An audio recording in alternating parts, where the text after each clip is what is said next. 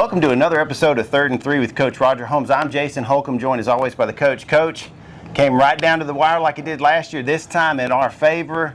I couldn't see the last play. I had to wait for the Lamar County kids to fall down on the ground to know that we had won the game.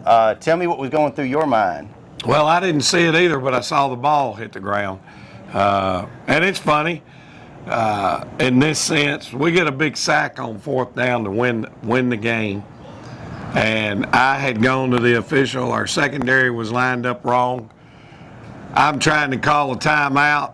He finally looks at me, and he toots his whistle and waves his arms. And both of us look about the same time, and the play's already going on, and we get a sack. Oh. So the officials had to come together. There was 47 seconds left. They had to discuss the situation, and basically because the guy blew his whistle prior to waving his arms, it became an inadvertent whistle. And so we had to line up and go again. They pick up a 1st down and so on and so forth. And at the end of the day, they lined up in the formation of the play that we had scored on them with twice. Yes. And knowing Gary Morton had been here before, I'm yelling the ends cross, ends cross, ends cross. And that's what they ran. And actually, we recovered, but we were out of position, and had it been a really good throw, they would have called and won the thing. And earlier in the game, I didn't really realize this is what had happened until I went back and watched the film. Tracy White, when he was at Blakely County, had beat us with a reverse pass. And that's what they tried to run when we hit the kid and created the fumble in the backfield when they ran the reverse. Wow. And that guy, we recovered, saw it and recovered, but again, had still allowed the guy to get behind us. So that's kind of those ironic things. But you know, Jay, the year before up there, we dropped an open touchdown pass with less than 40 seconds to go in the game to win it last year. We didn't make the play. They didn't make it this year. Two very competitive football teams playing hard and going to the wire. Yes, sir. And it was just, I want to put a special shout out to our crowd. They were phenomenal at the end of the game. They made so much noise. It was just, the energy felt like a playoff atmosphere. Well, I thought our crowd finally woke up a little bit and realized it was football season about the middle of the 3rd quarter. Of course, we kind of dominated the first half, and then I think our fans were in that yawn mode a little bit.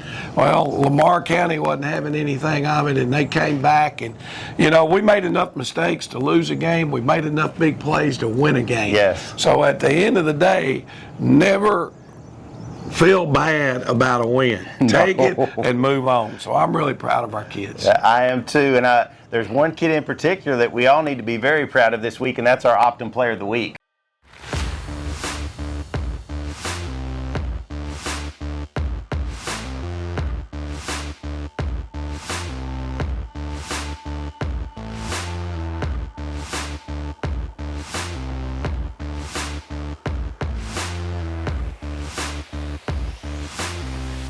Coach Martravius what can you say? Made a fantastic interception, just leapt up, caught it at the high point, a couple of touchdown receptions, just a leader all everywhere. Talk about Trebo and what he's meant to the team so far this year. Well, number one, you go back to his touchdown catch. You know, he's been a running back, and I went to him and told him I wanted to move him to tight end because his speed and his ability to catch the ball, there's going to be some big plays in there for our tight end throughout the course of the year. He didn't, you know, he was a little bit reluctant at first, but he still went in. He knows exactly what to do because he's a very bright kid, and he's given us some quality reps at tight end. So there shows your team attitude. It's more about having success as a team than it is necessarily being an individual star. Although he's turning out to be really good at where we've put him. And then on the defensive side of the ball, he had a big interception for us, which was one of our 3 turnovers our defense created. Had 2 tackles, 2 assists, an interception, a touchdown catch. So had a really big night, and I'm proud of Trebo and the game that he played. Yes, and so many players had really great games.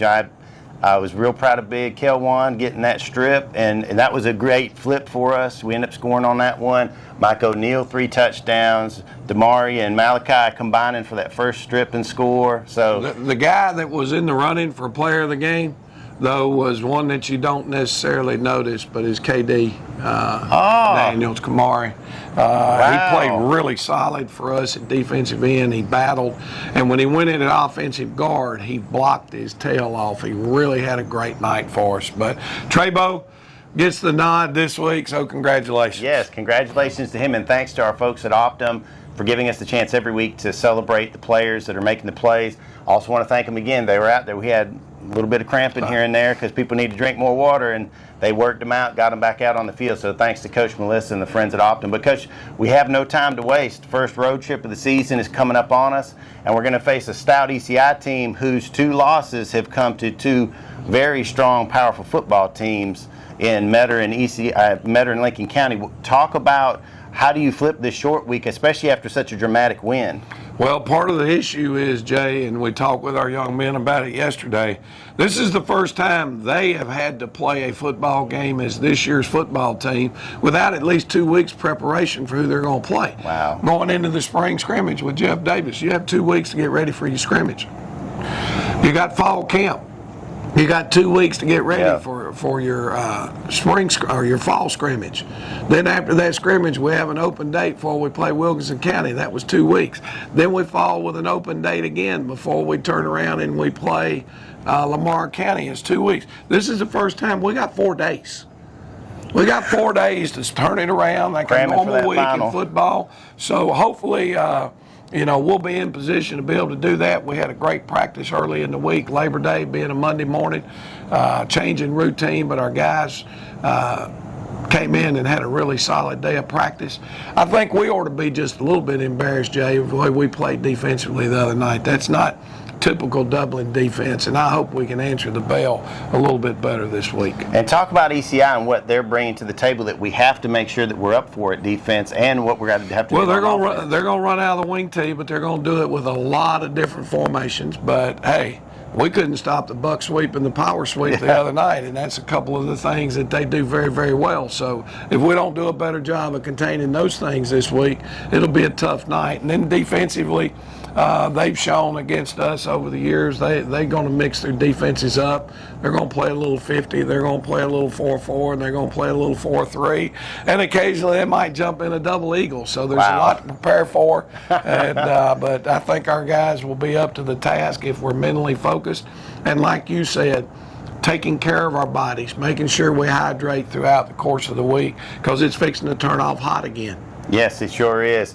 But in order for us to remain hot, we need your support. We want you guys to hit the road, head down to Twin City. It's not a long drive. It's a small town. It's a very small town, but they love their football. And they will pack out their stadium to cheer on their team as they should. We want you guys to travel with us, and hopefully we can pick up a big win. Also, just a little bit of stuff to remind y'all, we still have how many home games? 5 home games. So you could buy a season ticket right now, and it'd be like a traditional season ticket. So It's still a great deal to go ahead and get that season ticket if you haven't already, because we're about to hit a real stretch of home games. We're going to have like 3 in a row. And to let our people know, I didn't necessarily think about this when we talked earlier, but if we're a good enough football team to have home playoff games and you have the reserve seating, chairback seats, you will have first options to renew those seats when the playoffs get here. So, there's no guarantee of getting into playoffs, but one of our fans mentioned that the other day. That was what they really loved about having those reserved chairback seats, was the fact that they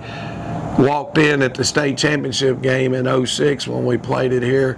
You couldn't find a seat anywhere, and they walked in, was able to go straight to their chairback and have a seat. So there are advantages to season tickets and reserve seat especially.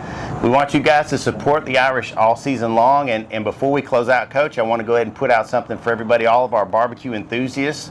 Pig at the Bowl is back. It's going to be back on October 13th. Got some other special things happening that day. I think we're going to be crowning a queen and a king that evening.